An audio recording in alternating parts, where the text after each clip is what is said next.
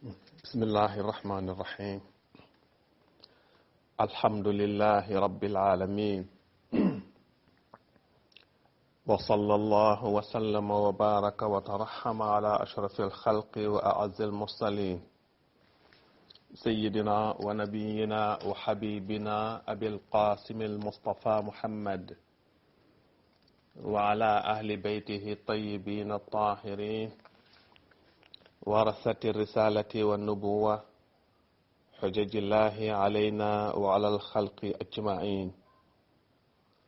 وعجل الله تعالى في فرج وليه وخليفته في أرضه بقيته الطيبة طاهرة الذي ببقائه بقية الدنيا وبيمنه رزق الورى مولانا صاحب العصر والزمان الإمام المهدي ابن رسول رب العالمين. Assalamu alaikum wa rahmatullahi wa barakatuhu. Chers amis, frères et sœurs, membres de cette académie, l'école de Ahlul Bayti alayhim salam, je voudrais rendre grâce à Allah subhanahu wa ta'ala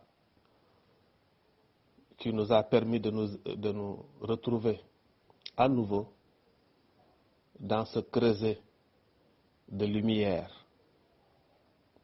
ce creuset de la science, ce creuset de connaissance. Donc, je rends grâce à Allah subhanahu wa ta'ala. Renouveler mes remerciements à l'ensemble des membres de l'école de Ahlul Bayt de nous avoir fait confiance, mais aussi par le respect et l'importance qu'ils donnent à ce rendez-vous chaque semaine à cette heure, à ce moment-là. Je voudrais donc vous remercier pour cela, mais aussi vous encourager.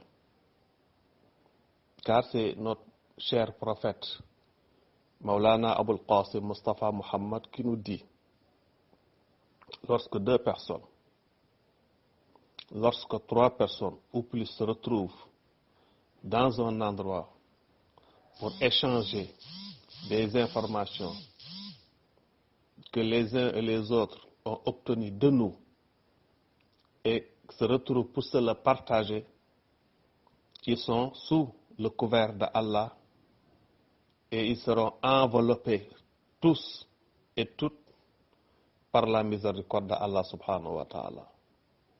Et ceux-ci et celles-là sont ceux et celles qui demain, c'est-à-dire le jour du jugement, bénéficieront de notre intercession. C'est-à-dire que le prophète, les membres de Ahlul Bayt alayhim salam, y compris Maulana Imam Ja'far al-Sadiq, dont il s'agit de ces enseignements, vont intercéder en faveur de cela et en faveur de celle-là. Donc, pour cela, donc, il est intéressant, tout à fait utile de se retrouver donc dans ces genres de plateaux, dans ce creuset, pour échanger des informations que les uns parmi nous et les autres ont puisé dans cette source intarissable, extrêmement crédible d'Ahlul Bayt alayhim salam, au bénéfice de notre foi, au bénéfice de l'exercice de notre religion. Donc, rendons grâce à Allah qui nous a donné cette chance, cette opportunité. Alhamdulillahi Rabbil Alamin. Aujourd'hui, j'aimerais, avant d'entamer le sujet du jour, qui est la prière des signes, je voudrais revenir sur quelques remarques relevant de la prière du vendredi ou de la prière en assemblée, c'est-à-dire Salatul Jama'a, la prière en assemblée en commun. Quelques remarques par rapport à la position de celui qui prie derrière l'imam. par rapport à notre position, sur notre position alors, par rapport à l'imam. Autrement dit, qu'est-ce qui doit être notre position? Comment et où devons nous situer dans une prière, en assemblée, en communauté, dans la mosquée par rapport à l'imam? Ce qui m'amène à revenir sur cette réflexion, c'est ce que nous constatons souvent dans nos mosquées, en tout cas dans nos villes, en tout cas comme ici chez nous au Sénégal, nous le constatons, que pour la prière du vendredi, souvent nous constatons que dans les grandes villes, par exemple, la mosquée est là et que des gens se mettent aux alentours de la mosquée et même au-delà des alentours de la mosquée et bien au-delà des périmètres de la mosquée, ils s'installent là-bas pour suivre la prière de l'imam parce que la voix de l'imam est portée un peu plus loin par les haut-parleurs que nous constatons dans nos mosquées. Dans les enseignements de Ahlul Bayt alayhimus salam, pour être dans la prière de vendredi, ou bien dans la prière communautaire, c'est-à-dire où les gens se rassemblent dans la mosquée pour faire la prière en assemblée, il faut être dans les périmètres de la mosquée. Lorsqu'on sort, qu'on n'est plus dans les périmètres de la mosquée, on ne peut pas, on n'est plus associé à la prière de l'imam, c'est-à-dire cette prière-là qui est organisée pour tel ou tel autre motif, que ce soit la prière du vendredi ou une des prières quotidiennes obligatoires. C'est ça que nous constatons, en tout cas pour ceux qui vivent dans nos grandes villes, ici au Sénégal notamment, que nous constatons à Dakar, par exemple, que les gens se mettent dans les rues, dans n'importe quel coin de la rue.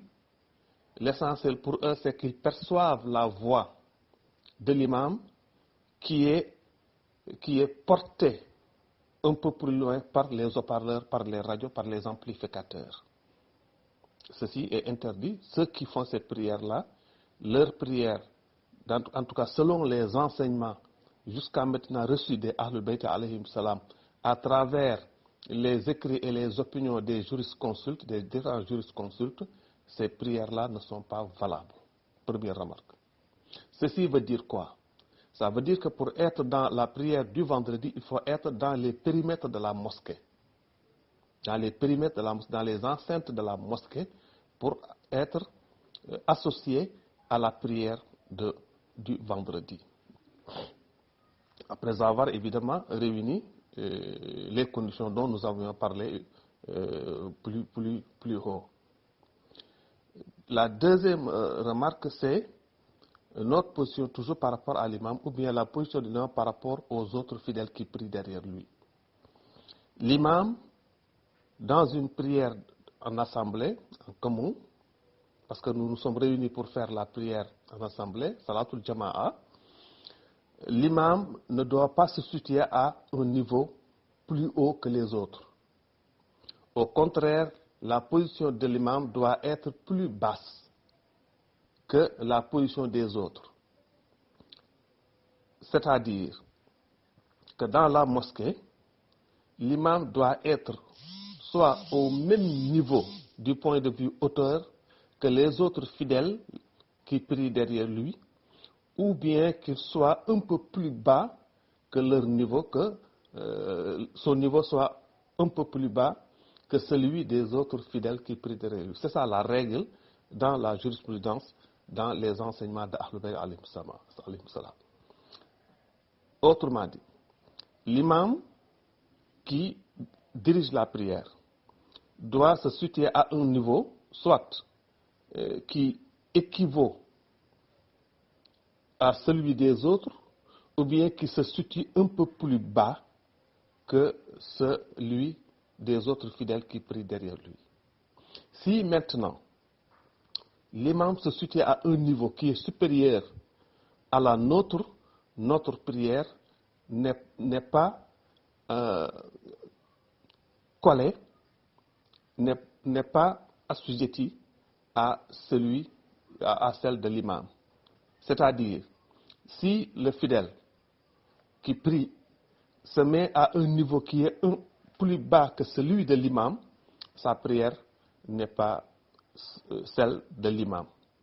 C'est-à-dire, il ne prie pas avec la prière de l'imam. Ça, c'est des remarques sur lesquelles je voudrais revenir pour qu'on puisse les partager. Maintenant, à notre sujet du jour, Salatul Ayat, la prière des signes. De quels signes il s'agit?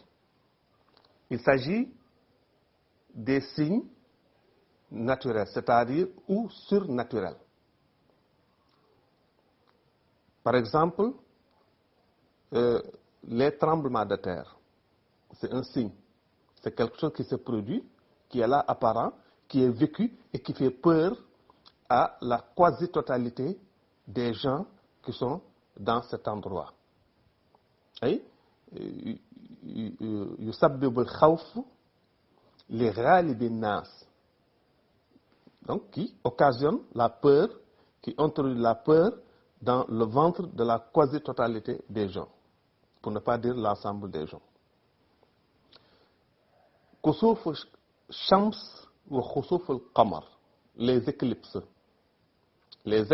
solaires et lunaires, c'est des moments, c'est des signes de la nature qu'on peut qualifier, que certains qualifient comme étant des règlements, c'est-à-dire des situations qui ne sont pas habituelles, que les gens ne vivent pas habituellement, ne voient pas régulièrement. Donc c'est quelque chose qui intervient comme ça, donc c'est un signe naturel, parce que ça se produit dans la nature. L'éclipse solaire et l'éclipse lunaire, c'est aussi une des causes qui mène, c'est-à-dire qui nous oblige à effectuer cette prière de signe, ce qu'on appelle Salatul Aya ou Salatul Ayat, la prière des signes. As-Sa'iqa, c'est-à-dire les coups de tonnerre extraordinaires. Il y a des coups de tonnerre qui sont habituels, mais il y a aussi de ces coups de tonnerre qui sortent de l'habituel, du régulier, c'est-à-dire qui dépassent les coups de tonnerre du point de vue de leur degré d'intensité, ce que nous avons l'habitude de voir dans les moments où des coups de tonnerre se produisent. C'est as-sa'iqa al-khariqa lil-'ada, qui, en quelque sorte, sortent de l'ordinaire. Ceci aussi étant un signe qui occasionne, qui nous oblige, qui nous pousse à devoir effectuer cette prière de signe. Il y a aussi, parmi les causes, les raisons pour lesquelles on doit effectuer la prière des signes, il y a aussi le souffle du vent, c'est-à-dire un vent noir, fort qui sort de l'ordinaire. Noir ou rouge, ça dépend, qui sort de l'ordinaire et qui fait peur à la quasi-totalité des habitants de la zone où ce vent se produit, ou alors ce tremblement de terre ou bien ces coups de tonnerre se produisent. Donc, qui font peur parce que ça sort complètement de l'ordinaire, c'est-à-dire de ce que les gens ont l'habitude de voir, ont l'habitude de vivre. Donc, ça aussi, c'est un signe naturel qui occasionne donc une des raisons pour lesquelles on doit s'acquitter de cette obligation-là d'effectuer la prière des signes. Donc, l'apparition de tout ce qui sort du naturel et qui peut faire peur aux gens, c'est-à-dire à la totalité des habitants de la zone ou bien à la quasi-totalité des gens, c'est-à-dire la plupart d'entre eux. Donc, voilà les raisons, entre autres, qui sont à l'origine ou alors qui doivent être à l'origine du devoir d'effectuer la prière des signes. Maintenant, l'heure à laquelle cette prière-là doit être effectuée, c'est le moment où ces signes dont nous avons parlé tout à l'heure se produisent. Au moment du zilzal, du tremblement de terre, effectivement, parce que si nous devons effectuer une prière dans des moments aussi difficiles que des moments de tremblement de terre, ceci veut dire qu'un croyant doit toujours avoir confiance en Allah et porter son espoir sur Allah subhanahu wa ta'ala et sur son soutien. Ça veut dire quoi? Ça veut dire qu'il ne doit pas perdre totalement sa raison parce qu'il a peur. C'est ça ce que cela suggère philosophiquement. Donc, s'il s'agit de l'éclipse solaire ou l'éclipse lunaire, c'est le moment où l'éclipse se produit et constaté effectivement par celui qui doit effectuer la prière. On va y revenir. Donc, si c'est le tremblement de terre qui s'est produit, par exemple, dans telle localité ou telle autre localité, celui qui est dans cette localité, il a le devoir d'effectuer cette prière. Maintenant, c'est le moment où s'est produit le tremblement de terre jusqu'à la fin de sa vie, c'est-à-dire de chacun d'entre nous. Ça veut dire quoi? C'est toute la vie qu'on doit effectuer cette prière-là. Si nous avons vécu le moment, je ne parle pas des tremblements de terre dont l'information nous est parvenue par les canaux privilégiés par lesquels nous recevons les informations. C'est-à-dire ça doit se produire dans notre zone, là où nous vivons. C'est-à-dire, nous devons le vivre directement pour que la prière soit obligatoire sur nous. Pour les éclipses solaires et lunaires, c'est à partir de l'apparition, c'est-à-dire du constat de l'éclipse jusqu'à la fin. Maintenant, pour celui qui a vécu ça, il doit faire la prière en ce moment-là. C'est son heure, mais s'il ne la fait pas par négligence, ou bien il n'a pas le temps, ou bien par oubli, il doit rattraper cette prière-là. Il doit la payer, comme on dit. Il doit la rendre. C'est sur lui jusqu'à ce qu'il effectue sa vie. Donc, il doit payer ça au moment où il s'est rappelé de ça, ou bien au moment où il a le temps, parce qu'il avait un empêchement, et qu'au moment où cet empêchement-là, il s'est libéré de cet empêchement, il doit le faire.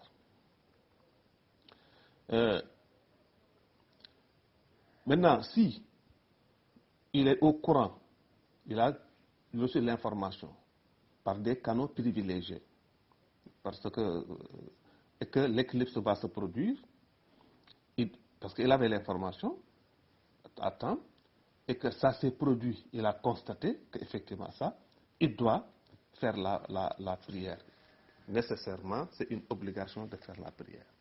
Donc voilà, entre autres, les raisons pour lesquelles le salatul ayat doit être effectué. Et que c'est une prière qui est connue par la majorité des gens et sur les éclipses. Mais aussi, les tremblements de terre, comme nous venons de le dire, font partie des raisons d'effectuer, du devoir d'effectuer cette prière des signes. Maintenant, comment doit-on effectuer cette prière? Je crois que c'est la question qui, normalement, visite nos esprits. On doit s'interroger. Oui, nous comprenons que c'est une prière qu'on doit faire, mais comment l'effectuer? Comment la faire? C'est à cette question-là que nous allons tenter de répondre maintenant.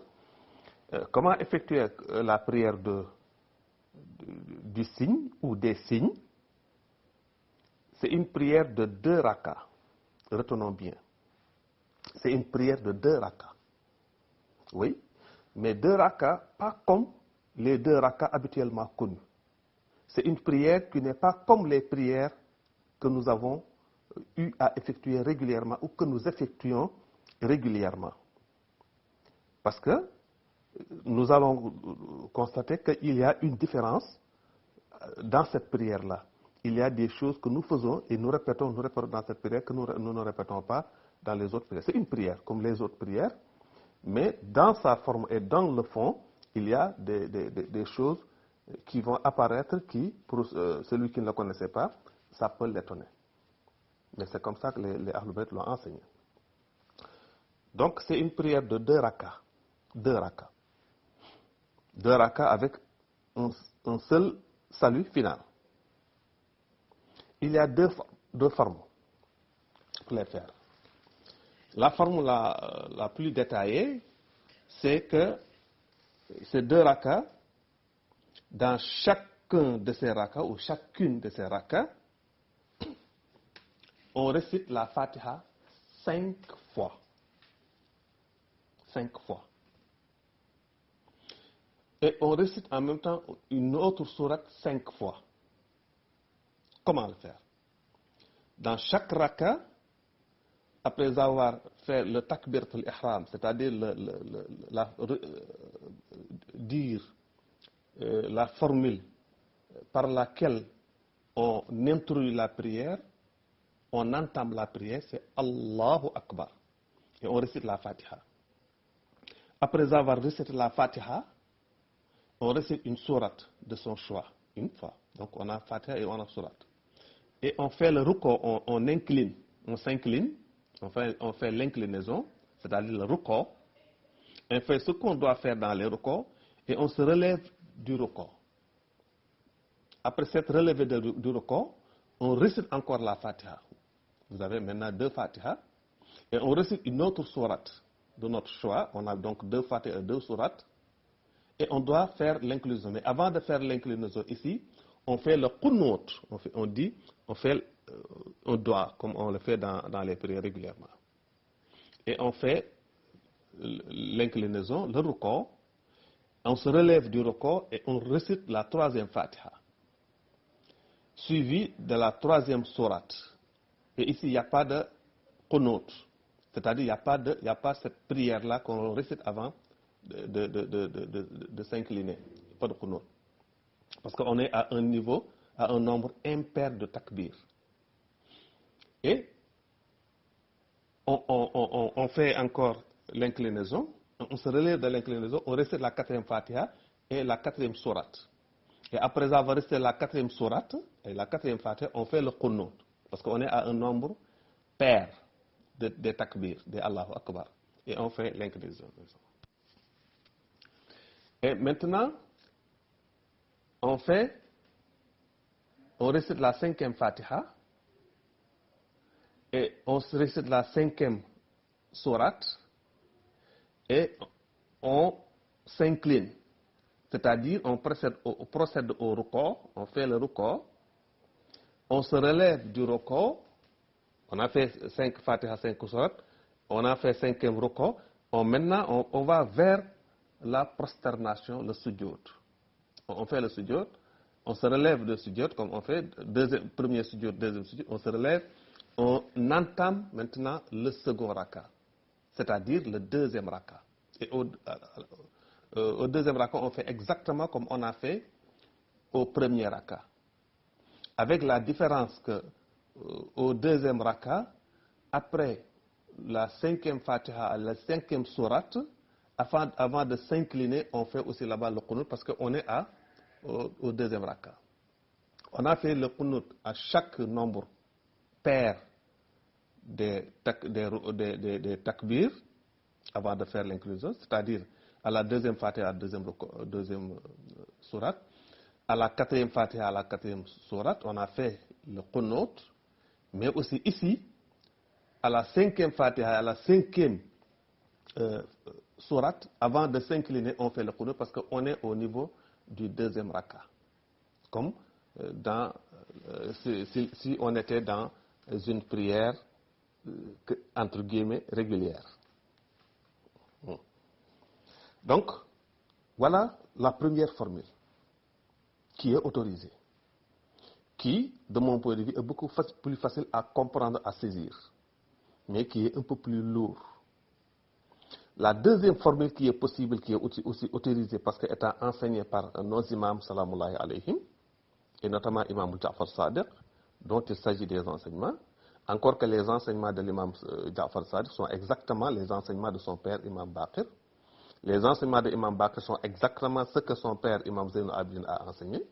Les enseignements de Imam Zayn al-Abidin reprend et donne exactement les enseignements d'Imam Hussein. Imam Hussein n'a pas enseigné le contraire de ce que son grand frère Imam Hassan a enseigné. Imam Hassan a enseigné exactement ce que son père Imam Ali et son grand-père, le prophète Mohammed sallallahu alayhi wa sallam, a enseigné. Donc, quand nous parlons des enseignements d'Imam Ja'far, c'est comme nous parlons des enseignements du prophète et de l'ensemble des imams jusqu'à même Imam al-Mahdi alayhi salam. Donc, la seconde formule, c'est la prière. Donc, on fait deuxième raka, on fait en 2 rakas, c'est 2 rakas. Bon, ici, on récite la Fatiha une seule fois. Et on choisit une sourate, on la divise en 5 parties. Et retenons bien. Ici, dans la seconde formule de la prière des signes, dans le premier raka, on fait Allahu Akbar, le takbiratul ihram, c'est-à-dire le takbir par lequel on entre dans la prière, et on récite la Fatiha une fois, et on prend exemple. Je vous donne un exemple. Par exemple, Qul a'udhu bi rabbil falaq. Qul a'udhu bi rabbil falaq, c'est une sourate de 5 versets. Et ici, on récite par verset. On a récité la Fatiha, et qu'on dit Bismillah ar-Rahman ar-Rahim, Qul a'udhu bi rabbil falaq. On s'arrête là et on s'incline. On fait le ruku. On fait ce qu'on doit faire dans le ruku, c'est-à-dire on répète les formules habituelles que l'on répète dans le ruku et on se relève du ruku. Et ici, on ne récite pas la Fatiha parce que c'est la formule la plus légère ici. On est dispensé en tout cas de répéter la Fatiha, on l'a récité une seule fois. Dans la première partie, on a dit Qul a'udhu bi rabbil falaq. Ici, dans la seconde partie, on dit Min sharri ma khalaqa. On s'arrête. Donc, on est dans la deuxième partie, dans le deuxième takbir. On fait le qunut. Et on s'incline. On se relève du ruku, de l'inclinaison. Et on ne récite pas la Fatiha, mais on continue la sourate. On est au 3e verset. On dit donc Wa min sharri ghasiqin idha waqab. Et on fait le takbir, parce qu'on est au 3e takbir, il n'y a pas de qunut. Donc c'est impair. On fait le ruku. On s'incline. On dit ce qu'on doit dire là-bas. On se relève. On ne récite pas la Fatiha.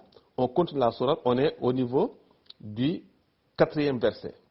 On dit wa min sharri nafathati fil uqadi. Et on fait le qunut. On fait le qunut et on dit Allahu Akbar, on s'incline. C'est-à-dire, on va vers le ruku. On fait son ruku, on se relève. On se relève du ruku, on est maintenant au niveau du 5e. Donc, on récite le 5e verset. La sourate se termine. Wa min sharri hasidin idha hasada. Donc, c'est le premier raka. Et on est au 5e takbir. Donc, nombre impair, il n'y a pas de qunut là-bas.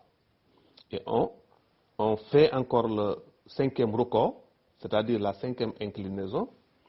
Et on se relève, on va vers la prosternation, le sujoud. On fait et on dit ce qu'on doit dire là-bas, on se relève, on entame le second raka. Vous voyez la deuxième formule de cette prière des signes. On entame maintenant le deuxième raka. Et dans le deuxième raka, on peut faire la même chose, exactement la même chose. Maintenant, on récite la Fatiha une fois. Et maintenant, on dit Bismillahir Rahmanir Rahim. Par exemple, on dit Qul huwallah. Maintenant, on est au deuxième raka. Qu'est-ce qu'on dit? On a récité la Fatiha. Et maintenant, on dit Bismillahir Rahmanir Rahim. Qul huwallahu ahad. on a choisi la sourate Al-Ikhlas, on l'a divisée en 5 parties. Voilà la première partie. Qul huwallahu ahad. On s'incline, on se relève du rukû, de l'inclinaison, après avoir dit ce qu'on doit dire là-bas, et on dit Allahu samad. Deuxième verset de la sourate. Avant de s'incliner, on fait le qunut ici. On récite le qunut et on s'incline, on va vers le rukû. On dit ce qu'on doit dire là-bas, on se relève et on dit, on ne récite pas encore la phrase, on a récité une seule fois dans cette formule. Lam yalid, et on s'incline parce qu'on est au 3e rukû. On s'incline, on fait le rukû, on dit ce qu'on doit dire là-bas, on se relève et on dit walam yalid. 3e rukû, 4e, donc 4e, il y a un qunut. On récite le qunut, on s'incline, on fait le rukû, dire ce qu'on doit dire là-bas, on se relève et on dit, pour terminer la sourate maintenant, walam yakun lahu kufuwan ahad. Parce qu'on est au 5e verset, on va procéder à la 5e inclinaison, rukû, mais on est dans le 2e raka, on doit faire qunut, parce qu'on a terminé la récitation.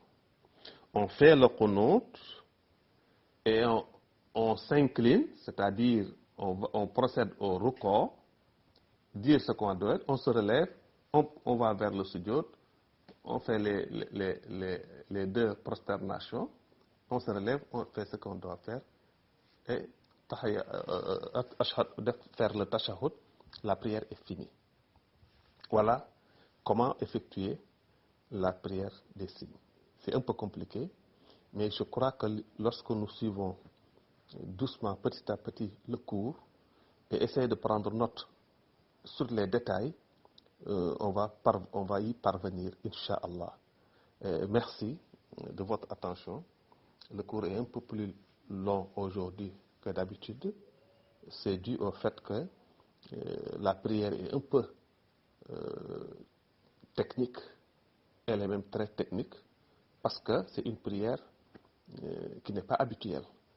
C'est-à-dire qu'on n'a pas l'habitude de faire. Si on avait l'habitude de la faire comme les prières quotidiennes, ce ne serait pas aussi compliqué parce que nous tous, nous l'aurions maîtrisé. Merci et je vous donne rendez-vous. Merci à toutes et à tous.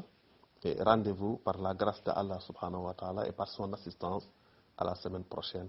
Wassalamu alaikum wa rahmatullahi wa barakatuhu.